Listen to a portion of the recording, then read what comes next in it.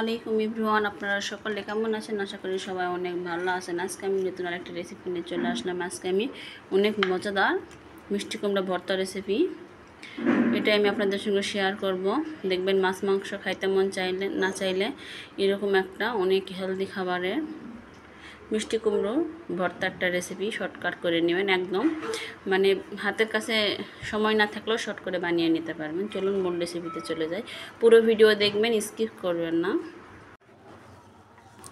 এই যে দেখুন, আজকে আমি মিষ্টি কুমড়া ভর্তা রেসিপি আমি আপনাদের সঙ্গে শেয়ার করবো। আপনারা মিষ্টি কুমড়া তো অনেক কিছুই খান। মিষ্টি কুমড়াগুলো আমি এখানে একদম কাটে ধুয়ে সুন্দর করে রেডি করে নিই। এই যে আমি এক পাশে একটা কড়াই বসাই দিয়েছি। কড়াইয়ে প্রথমে দিয়ে দিলাম সরিষার তেল। সরিষার তেলের মধ্যে আমি ভর্তা বানাবো, এই জন্য কয়েকটা শুকনো মরিচ ভাজে নিব। আগে ভাজে নিয়ে এই কড়াইয়ের মধ্যে আমি মিষ্টি কুমড়াগুলো ভাজে নেব।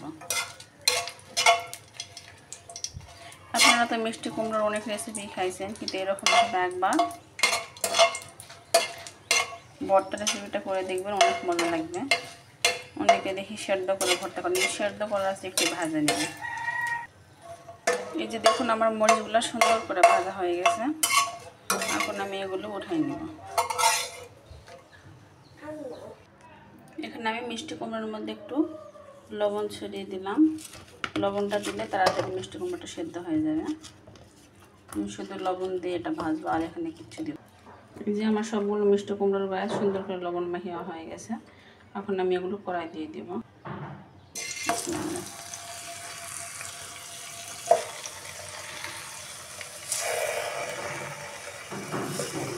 এই মিষ্টি কুমড়োগুলো আমি একদম কম হিটে ভাজে নেব।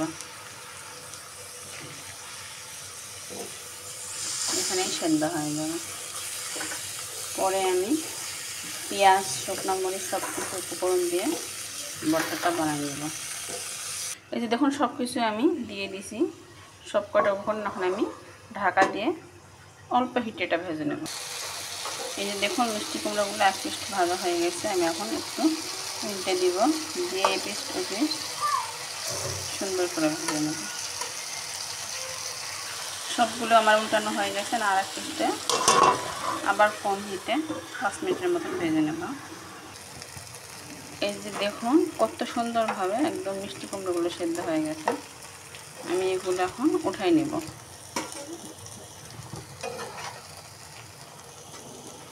উঠাই নিয়ে আমি ভর্তাটা করিয়ে দেখিয়ে দিচ্ছি। এভাবে গরম ভাতের সঙ্গে ভর্তা করলে খাইলে অনেক মজা লাগে। নিমিষে 1 প্লেট ভাত খেয়ে ফেলে দিতে পারবে। এই যে দেখুন, আমি মিষ্টি কুমড়াগুলো সবগুলো ভাজা উঠাই নিয়েছি। এখানে নিয়েছি শুকনো মরিচ, পেঁয়াজ ও রসুন কুচি। এখন আমি শুকনো মরিচের মধ্যে সামান্য একটু লবণ দেবো, কারণ আমি লবণ দিয়ে মিষ্টি কুমড়োটা ভাজার সময় একটু লবণ দিয়েছিলাম দেখে এখন আমি অল্প একটু লবণ দিলাম পরিমাণে।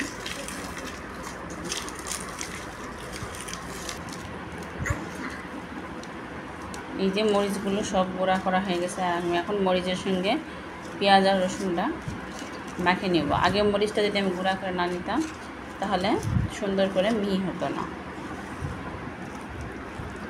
এই যে দেখুন, আমার ভর্তার চাটনিটা মাখানো হয়ে গেছে।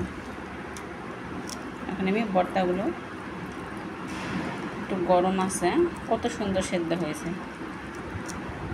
একদম পানি ছাড়া।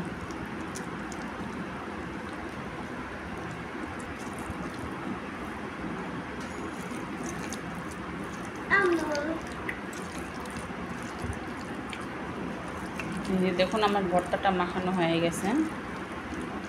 দেখছেন কতটা সুন্দর লোভনীয়। এখন এই দেখে মনে হইতেছে কতটা টেস্ট হয়েছে। এভাবে গরম গরম 1 প্লেট ভাতের সঙ্গে ভর্তাটা অনেক টেস্ট লাগবে।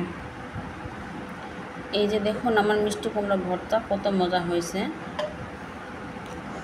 এরকমভাবে 1 প্লেট ভাত আপনারা অনায়াসেই খাইয়ে নিতে পারবেন। যেমনভাবে আমার ভিডিওটি যদি আপনাদের কাছে ভালো লাগে থাকে তাহলে দয়া করে একটা লাইক, কমেন্ট, আর যারা নতুন ভিডিও পেতে একটা সাবস্ক্রাইব করবেন। আল্লাহ হাফেজ।